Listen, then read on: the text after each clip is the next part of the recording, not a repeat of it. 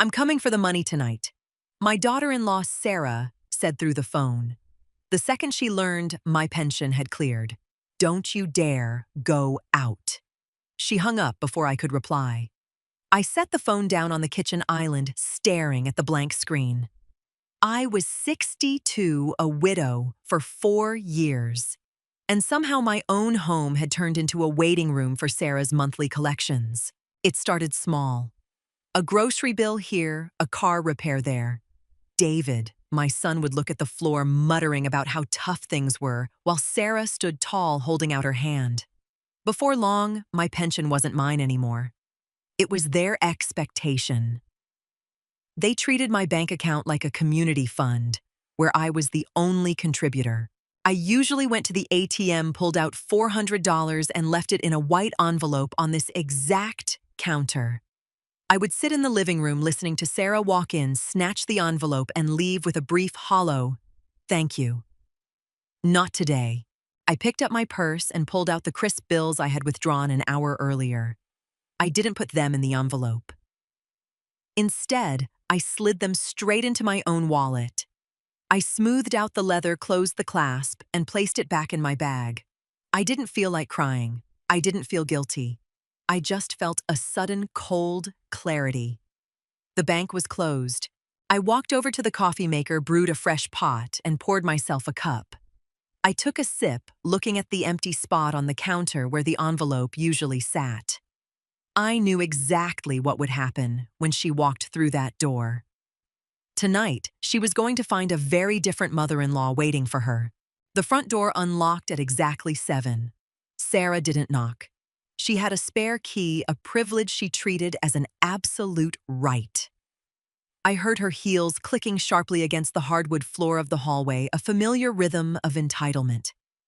I remained seated at the small dining table, flipping through a home gardening magazine. Sarah walked straight into the kitchen. Her eyes immediately darted to the counter. She stopped scanning the granite surface, then looked over at me. "Gloria, where is it?" she asked, her tone flat, already laced with irritation. I turned the page of my magazine. "Where is what?" "Sarah." "The envelope." "The money." "We have that credit card bill due tomorrow, and David said you went to the bank this morning." I closed the magazine and looked up at her. "I did go to the bank, but I spent the money. The gutters needed cleaning, and I decided to hire a crew instead of climbing a ladder myself." Sarah stared at me, her jaw tightening.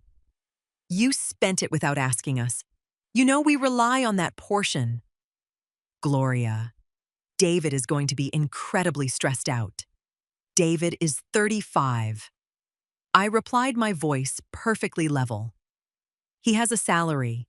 My pension is for my expenses, and keeping water out of my foundation is an expense." She took a step forward, trying to use her height to intimidate me. "We had an agreement. We had a habit," I corrected her. "And I broke it. You'll have to adjust." Sarah's face flushed. She grabbed her purse off the island. "I'm calling David. We'll see what he has to say about this." She stormed out, slamming the front door behind her. I picked up my coffee cup, took a slow sip, and smiled.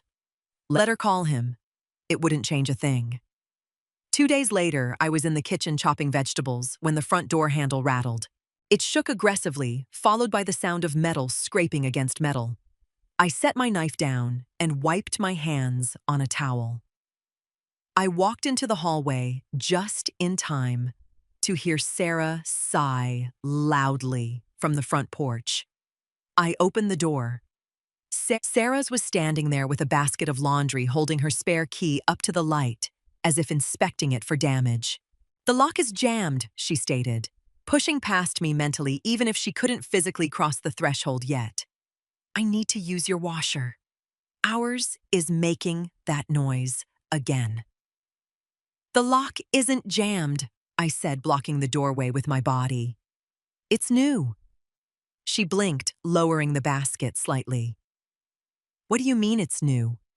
Why didn't you give David the new key?" "Because David doesn't live here, Sarah. Neither do you. If you need to come over, you can text me and ask if I'm home." Her mouth parted in disbelief. "You changed the locks. Are you trying to keep us out of your own house? I'm keeping my home private, I said smoothly. It's a basic boundary. You wouldn't want me walking into your living room unannounced with a basket of dirty towels, would you? That's different, she snapped. Your family. Exactly. Family respects each other's homes. I glanced at the basket. The laundromat on 5th Street is open until 9. I'm in the middle of making dinner, so I have to get back to it. I didn't wait for her to argue. I gently but firmly pushed the door shut, ensuring the deadbolt clicked loudly into place. Through the thick wood, I could hear her frustrated groan. But I just walked back to my cutting board, the silence in my house, feeling more comfortable than ever. I needed a new phone. The one I had was an old model David and Sarah had handed down to me 3 years ago. Sarah had set it up for me transferring my contacts and downloading the apps. I had appreciated it at the time, thinking it was a kind gesture. I drove down to the local carrier store. The young man behind the counter was helpful, quickly transferring my data to a new, faster device. All done, ma'am. He smiled, handing it over. I moved everything, even your blocked contacts list. I paused. Blocked contacts? I've never blocked anyone. He tapped the screen a few times and showed it to me. Well, there's only one number on here. It's been on the block list since this phone was activated a few years ago. I put on my reading glasses and looked at the screen. My stomach dropped, not with sadness, but with a sharp, piercing anger. The name on the screen was Rachel, my daughter. Rachel and I had drifted apart shortly after my husband died. Sarah had told me Rachel was too busy with her new job and didn't want the burden of checking in on me. I had believed her.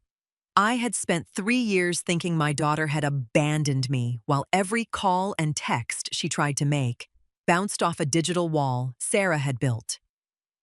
"Can you unblock this, please?" I asked, keeping my voice steady. The clerk tapped the screen. Done. I walked out of the store, sat in the driver's seat of my car, and stared at the steering wheel. The financial control was one thing, but isolating me from my own daughter to ensure I had no one else to rely on, that was a line. I started the engine knowing exactly who I was calling first. Every Sunday at noon, David and Sarah arrived for lunch. It was an unspoken rule. I bought the groceries, I cooked the roast, and I cleaned the dishes while they sat in my living room, scrolling through their phones and complaining about their week. This Sunday, the oven was cold. At 11:00 a.m., I packed a small tote bag, grabbed my keys, and locked the front door behind me. I got into my car and drove out of my neighborhood, heading toward the neighboring town. My phone buzzed in the cup holder right at 12:15 p.m. A text from David. "Mom, where are you? We're at this door." I let it sit for a moment before typing a quick reply at a red light. "I'm out for the day. Didn't plan on cooking. Have a good afternoon." The phone rang immediately. I hit the red decline button and turned on the radio. For years, I had molded my weekends around their convenience, afraid that if I didn't cook, they wouldn't visit at all. Now, I realized their visits weren't out of love. They were out of convenience. I pulled into the parking lot of a quiet diner just off the highway. I walked inside the bell above the door, chiming cheerfully. I scanned the booths until I saw her. Rachel looked up. She looked older, her hair styled differently, but her eyes were exactly the same. She stood up, looking hesitant, unsure of where we stood. I didn't hesitate. I walked over, wrapped my arms around her, and held her tight. We had a lot of catching up to do and a lot of lies to untangle. We ordered coffee and sandwiches, sitting across from each other in the vinyl booth. There were no dramatic tears, just a heavy, quiet relief. "I thought you didn't want to talk to me," Rachel said, wrapping her hands around her diner mug. Every time I called, it went straight to voicemail. "Then Sarah texted me from your phone. She said you were grieving and needed space and that I was stressing you out." I nodded, slowly absorbing the depth of the manipulation. She set up my phone for me right around that time. She blocked your number. I thought you just moved on with your life and didn't have time for an old woman. Rachel's eyes hardened. Why would she do that? Because isolated people are easier to control, I said simply. I explained everything to her. The monthly cash demands the spare key the way they treated my house, like an extension of their own property. Rachel leaned forward. Mom, you can't let them keep doing this. You can come stay with me. I have a guest room. I smiled and reached out, squeezing her hand. I appreciate that, sweetie. I really do. But I'm not running out of my own house. I own it. I pay the taxes. I'm just going to clean it out a bit. What are you going to do? I'm going to cut the strings, I replied, pulling a small notebook from my purse. One by one. Starting tomorrow morning. I didn't need a lawyer and I didn't need an argument. I just needed to take back the tools I had freely handed over. The first tool was the money, and I knew exactly where to start. Monday morning at 9:00 a.m., I walked through the glass doors of my local bank. Years ago, when my husband passed, I had added David to my primary checking account. I thought it was the responsible thing to do in case of an emergency. Instead, it had given Sarah a front-row seat to my finances. She knew exactly when my pension hit, down to the minute. I sat at the banker's desk. I'd like to remove my son from my account, please. The banker typed on his keyboard. Since it's a joint account, Mrs. Gallagher, you can't just remove him without his signature. However, you can close the account entirely and open a new one in just your name. Let's do that, I said, without missing a beat. I sat there for 20 minutes signing documents. I moved my entire balance into a brand new solo account. I updated my direct deposit for my pension. I shredded the old debit card and slipped the temporary new one into my wallet. It was quiet, bureaucratic, and entirely final. On Wednesday, my phone buzzed. It was David. Mom, did something happen to the bank account? Sarah tried to buy groceries online and the card declined. It says the account is closed. I typed back a single sentence. Yes, I consolidated my finances. I handle my own accounts now. The phone immediately started ringing. It was Sarah's number. I silenced it, placed the phone face down on the table, and went back to watering my houseplants. The roots were taking hold, and the dead leaves were finally being cut away. The first of the month arrived right on schedule. My pension was deposited into my new private account at 2:10 a.m. By 8:10 a.m., I received the text I had been expecting. I'm coming for the money tonight. Don't you dare go out. Sarah's text was demanding, aggressive, and entirely predictable. She assumed that despite the locked doors and the closed bank accounts, she could still bully her way into getting what she wanted. She thought she could just stand in my kitchen, raise her voice, and I would fold. I didn't reply to the text. Instead, I spent the afternoon baking. I made an apple tart, the kind Rachel used to love when she was in high school. I cleaned the kitchen counters, wiping away every speck of dust. At 5:30 p.m., the doorbell rang. I opened it to find Rachel standing there holding a bottle of wine and smiling. Right on time, I said, ushering her in.